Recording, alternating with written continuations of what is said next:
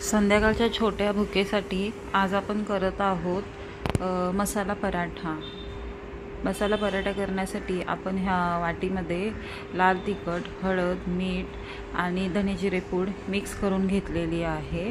आता आपण पिठाचा एक गोळा घ्यायचा आहे. छान असा पिठाचा गोळा घ्यायचा. त्याची छान छोटी अशी पोळी लाटून घ्यायची आहे. जास्त मोठी करायची नाही, आधी छोटीच लाटून घ्यायची. छान अशी छोटीशी पोळी लाटून घ्यायची.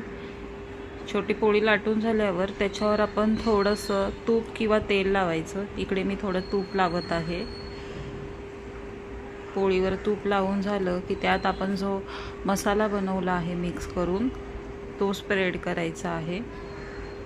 तो छान भुरभरून घेतला. आवडीनुसार आपण भुरभरवून घ्यायचा आहे.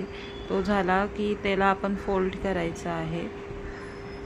छान त्रिकोणी अशी फोल्ड करून घ्यायचं. त्याला थोडंसं तेल वरती सुद्धा लावायचं आणि त्याची मोठी अशी पोळी लाटून घ्यायची.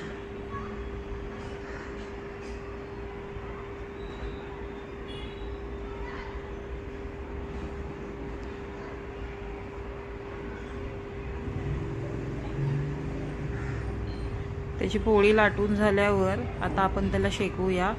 इकडे तवा गरम करून घेतला आहे. त्याला आपण थोडंसं तेल लावून घ्यायचं आहे, जेणेकरून आपला पराठा तव्याला चिपकणार नाही. तवा छान गरम झाला. पराठा छान दोन्ही बाजूने शेकून गेलेला पराठा आणि त्याला आपण तूप लावायचं आहे. पराठा छान फुगलेला आहे आणि मस्त असं छान सुगंध देखील येत आहे. संध्याकाळच्या छोटे भुकेसाठी हा पराठा अगदी झटपट होणारा आहे. तुम्ही नक्की करून बघा, नक्की आवडेल तुम्हाला.